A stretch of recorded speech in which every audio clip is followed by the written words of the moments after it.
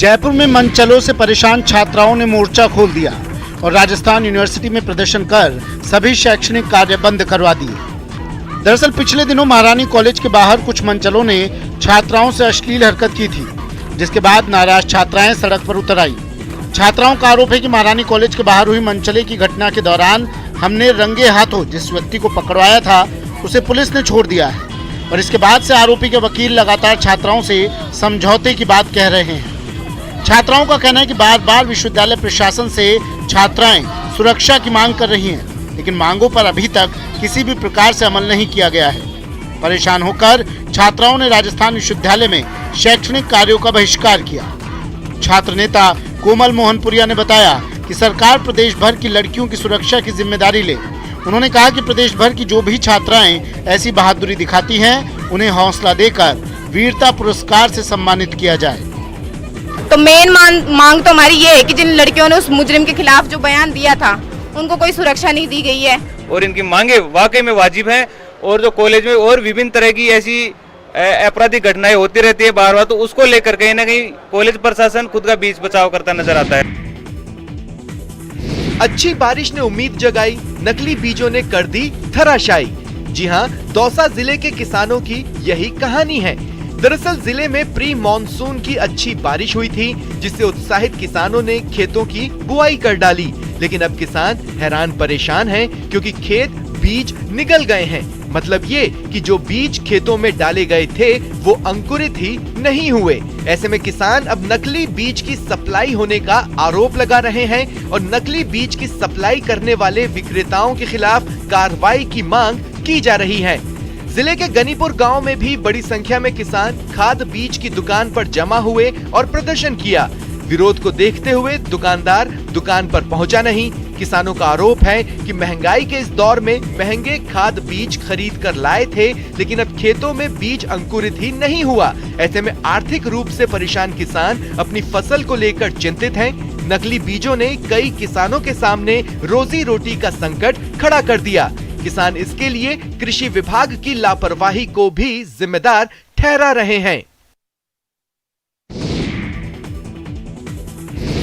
उद्घाटन हो पाता इससे पहले ही कलई खुल गई। देखिए, कोटा के तलवंडी इलाके में धराशायी हुआ ये सरकारी स्कूल का 2 मंजिला टॉयलेट है, जिसका 2 महीने पहले ही निर्माण कार्य पूरा हुआ था। हालांकि अभी इसका उद्घाटन नहीं हुआ था, लिहाजा इसका उपयोग भी नहीं हो रहा था। ये टॉयलेट पुराने टॉयलेट के ऊपर ही बनाया गया था, लेकिन अब धड़ाम हो चुका है। गनीमत ये रही कि इस दौरान स्कूल में कोई मौजूद नहीं था, वरना बड़ा हादसा हो सकता था। नवनिर्मित टॉयलेट के नीचे गिरने से पुराना टॉयलेट को भी काफी नुकसान हुआ है। स्कूल में आने वाले बच्चों के लिए फिलहाल कोई टॉयलेट उपलब्ध नहीं है। नए टॉयलेट के गिरने से स्थानीय लोगों में नाराजगी है। उन्होंने ठेकेदार पर घटिया निर्माण सामग्री के इस्तेमाल का आरोप लगाया और प्रशासन से जांच कमेटी गठित कर जांच करवाने और दोषियों के खिलाफ उचित कार्रवाई की मांग की है। राजसमंद जिले की कुमारिया तहसील इलाके के पोस्ट ऑफिस में फर्जी खाते खोलकर लाखों रुपए के ट्रांजैक्शन मामले में पीड़ितों ने जिला कलेक्टर और पुलिस अधिकारियों से न्याय की गुहार लगाई है। ग्रामीणों ने पोस्ट ऑफिस में हुए फर्जीवाड़े और धोखाधड़ी के आरोपियों की पहचान कर उनके खिलाफ कड़ी कानूनी कार्रवाई करने और ग्रामीणों को न्याय दिलाने की मांग की। खाखलिया खेड़ा और रेलवे स्टेशन बस्ती के निवासियों ने बताया कि पंचायत समिति घाटी में संचालित ई मित्र केंद्र के माध्यम से उनके दस्तावेज लेकर उनके नाम से डाकघर में फर्जी खाते खोले गए, जिसमें लाखों रुपए का लेन देन किया गया।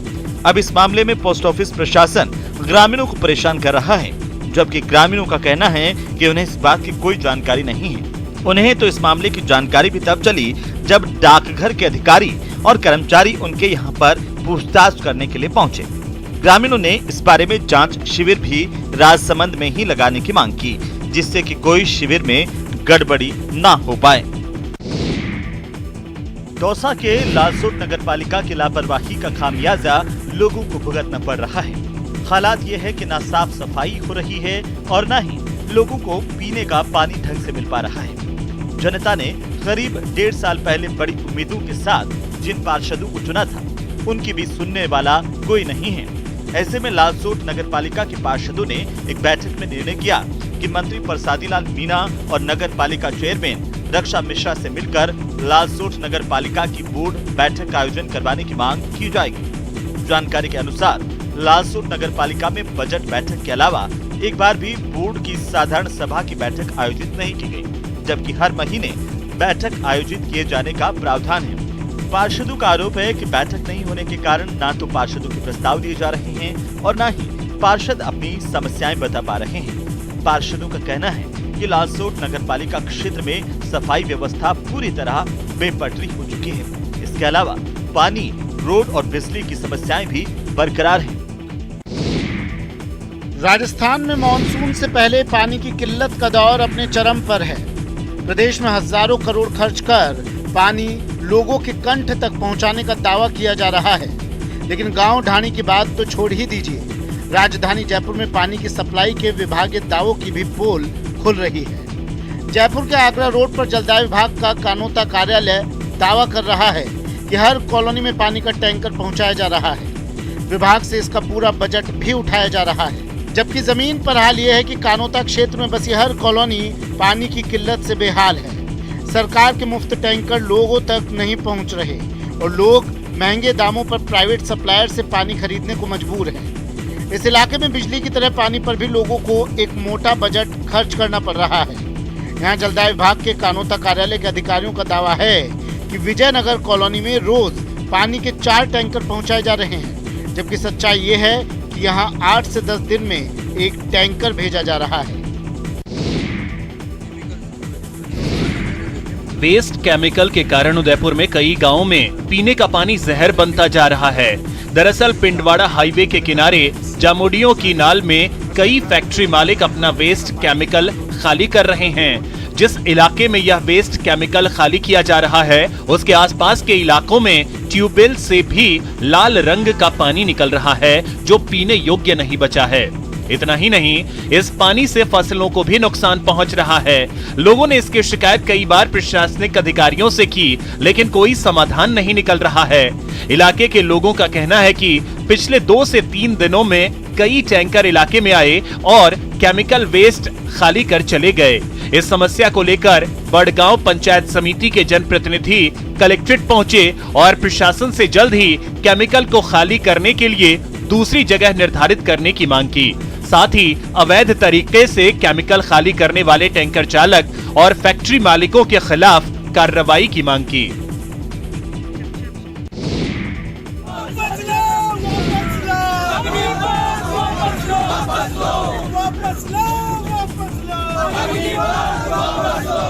सेना की अग्निपथ योजना को लेकर विरोध का सिलसिला जारी है। इस योजना के खिलाफ झालावाड़ में कांग्रेसी कार्यकर्ताओं ने जोरदार प्रदर्शन किया। कांग्रेसी कार्यकर्ताओं ने यूथ कांग्रेस के प्रदेश अध्यक्ष गणेश घोघरा के नेतृत्व में रैली निकाली। कार्यकर्ताओं ने पहले शहर के मूर्ति चौराहा इलाके में धरना दिया और फिर पैदल मार्च करते हुए कलेक्ट्रेट पहुंचे, जहां उन्होंने केंद्र सरकार के खिलाफ जमकर नारेबाजी की और प्रदर्शन किया। इस प्रदर्शन के बाद कांग्रेसियों ने एसडीएम को ज्ञापन दिया।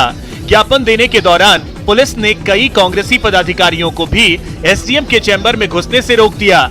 इस दौरान यूथ कांग्रेस के प्रदेश अध्यक्ष गणेश घोघरा ने केंद्र सरकार पर निशाना साधते हुए कहा कि केंद्र सरकार की ये योजना युवाओं के भविष्य के साथ खिलवाड़ करने वाली योजना है। बीकानेर के सेंट्रल जेल में शतरंज प्रशिक्षण कार्यशाला का आयोजन किया जा रहा है, ताकि बंदी अपना बौद्धिक विकास कर समाज की मुख्य धारा में वापस जुड़ सकें। इस शिविर में 82 बंदी शतरंज की बारीकियों को सीखने में जुटे हैं।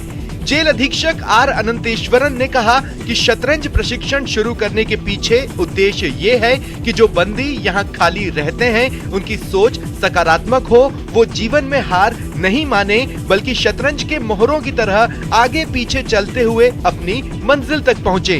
वहीं शतरंज खेलने से जीवन में एकाग्रता के साथ रचनात्मक विचार पैदा होंगे। बंदियों को शतरंज का प्रशिक्षण दे रहे प्रशिक्षक उम्मीद सिंह ने कहा कि सभी बंदी पूरी लगन और अनुशासन के साथ शतरंज सीख रहे हैं। जिला शतरंज संघ, जिला प्रशासन और जेल प्रशासन अब बंदियों के उत्साह को देखते हुए अंतर जेल शतरंज प्रतियोगिता करवाने की कोशिशों में जुटा हुआ है।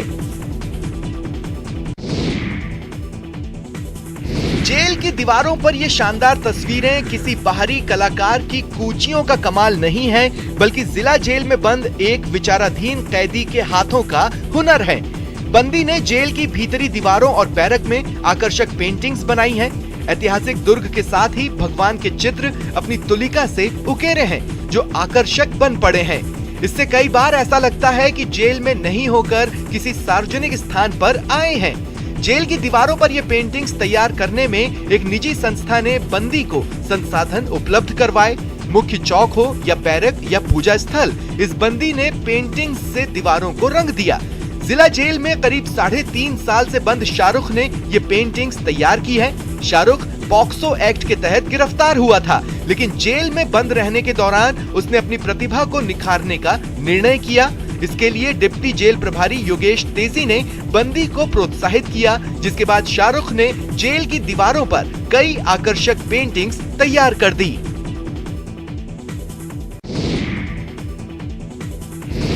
जैसलमेर में एक गाय 1,51,000 रुपए में बिकी है। थारपारकर नस्ल की इस गाय को सीकर के रहने वाले पशुपालक भगवान सिंह ने बोली लगाकर खरीदा। जिले के चांदन के थारपारकर पशुओं की खुली नीलामी का आयोजन किया गया था, जिसमें जैसलमेर, जोधपुर, बाड़मेर, नागौर, सीकर और गंगानगर समेत पंजाब और छत्तीसगढ़ के 29 पशुपालकों ने भाग लिया। इस दौरान नीलामी के माध्यम से कुल 17 थारपारकर गायों की बिक्री हुई, जिनमें 8 बछड़े, 6 बछिया और 3 गायों की नीलामी हुई। नीलामी में गाय नंबर 722 की सर्वाधिक बोली पशुपालक भगवान सिंह निवासी सीकर ने 1,51,000 रुपए लगाकर खरीदी। उन्होंने बताया, चांदन फार्म पर इतने बड़े मूल्य पर गाय की बिक्री अपने आप में एक कीर्तिमान है, जो न केवल संपूर्ण गांव के लिए गौरव का विषय है, बल्कि थारपारकर गायों की बढ़ती लोकप्रियता का भी परिचायक है। इस नीलामी से केंद्र को 5 लाख से भी अधिक रुपए की आय हुई। थारपारकर नस्ल के संरक्षण और उसे बढ़ाने के लिए 1984 में चांदन में केंद्र स्थापित किया गया था। यहाँ के थारपारकर पशुओं की मांग जिले ही नहीं पूरे देश भर में रहती है। एक थारपारकर गाय पूरे परिवार का खर्चा वहन कर सकती है। खाने को पर्याप्त चारा मिले तो एक थारपारकर गाय 6 से 10 लीटर दूध देती है। वैसे तो मौसम की जानकारी हमें मौसम विभाग से ही मिलती है। मसलन आज सूरज कितनी आग बरसाएगा, मानसून कब आएगा, कई तकनीकी पहलुओं का अध्ययन कर वैज्ञानिक मौसम का पूर्वानुमान लगाते हैं। लेकिन आज भी बड़े बुजुर्ग पारंपरिक तरीकों से मौसम का सटीक अनुमान लगा लेते हैं। बता देते हैं कि अकाल पड़ेगा या फिर खेत खलियान में हरियाली की चुनरी लहराएगी। इसे पीपल्स साइंस या ट्रेडिशनल फोरकास्ट कहा जाता है। सिरोही की बात करें तो हर साल की तरह बारिश से पहले हजारों प्रवासी पक्षी डांगराली गांव के तालाब पर पहुंच गए हैं। ग्रामीणों का कहना है कि बड़ी संख्या में प्रवासी पक्षियों का आगमन इस बात का शुभ संकेत है कि इस बार अच्छी बारिश होगी। इसीलिए ही डांगराली गांव के लोग इन पक्षियों को अपने बीच पाकर बेहद खुश नजर आ रहे हैं और इसे कृषि कार्यों को लेकर शुभ मान रहे हैं। गांव वालों का कहना है कि इन पक्षियों का हर साल तालाब में डेरा जमा रहता है और बारिश होने तक ये पक्षी यहाँ पर रहते हैं। अग्निपथ योजना को लेकर जिस बिहार में सबसे ज्यादा बवाल हुआ, उसी बिहार की बेटियों के अग्निवीर बनने का गजब उत्साह देखा जा रहा है। यकीन ना हो तो रोहतास जिले के डेहरी से आई इन तस्वीरों को देख लीजिए, जहां अग्निवीर बनने के लिए बेटियों में न सिर्फ उत्साह नजर आ रहा है, बल्कि इसके लिए उन्होंने पूरे जी जान से तैयारियां भी शुरू कर दी हैं। वे रात दिन मैदान में पसीना बहा रही हैं और कह रही हैं कि अग्निवीर बनकर वो देश की सेवा के लिए तैयार हैं। लंबी कूद हो या फिर ऊंची कूद, कठिन से कठिन अभ्यास, सुबह शाम ये बेटियां खुद को तपा रही हैं। मैदान में जब कुलांचे भरती हैं तो अच्छे अच्छे लोग दांतों तले उंगली दबा लेते हैं, लेकिन इन बेटियों में उमंग है, जोश है, अग्निवीर बनकर देश सेवा का जज्बा है। कई बेटियां तो ऐसी हैं जो पहले से ही पुलिस सेवा की तैयारी कर रही हैं। उन बेटियों के लिए अग्निपथ योजना वरदान लेकर आई है। राम जन्मभूमि अयोध्या में भव्य राम मंदिर के निर्माण की प्रक्रिया जोरों पर है। इस दौरान राम मंदिर के निर्माण में सभी लोग बढ़ चढ़कर दान दे रहे हैं। इसका अनुमान इस बात से लगाया जा सकता है कि इस मंदिर के निर्माण के लिए 11 करोड़ भक्तों ने अब तक 3,400 करोड़ दान कर दिए हैं। मकर संक्रांति से रविदास जयंती तक चले निधि समर्पण अभियान में 3,500 करोड़ रुपए आए हैं, जिनमें 11 करोड़ लोग ऐसे हैं जिन्होंने बिना रामलला के दर्शन के ही 3,400 करोड़ रुपए दान किए हैं। ये रकम निधि समर्पण अभियान में लगी टोलियों ने 10, 20, 50, 100, 500 और 1,000 के कूपन से जमा कर डाली है। बता दें कि मंदिर निर्माण तेजी के साथ चल रहा है और मंदिर के चबूतरे का निर्माण कार्य करीब 50% पूरा हो चुका है। अगस्त तक प्लिंथ निर्माण पूरा हो जाएगा। रामलला के गर्भगृह के निर्माण का काम भी शुरू हो चुका है। इतना ही नहीं, अब बंसी पहाड़पुर के तराशे गए पत्थर भी अयोध्या पहुंच रहे हैं। स्टेशन पर फिलहाल इतना ही। नमस्कार।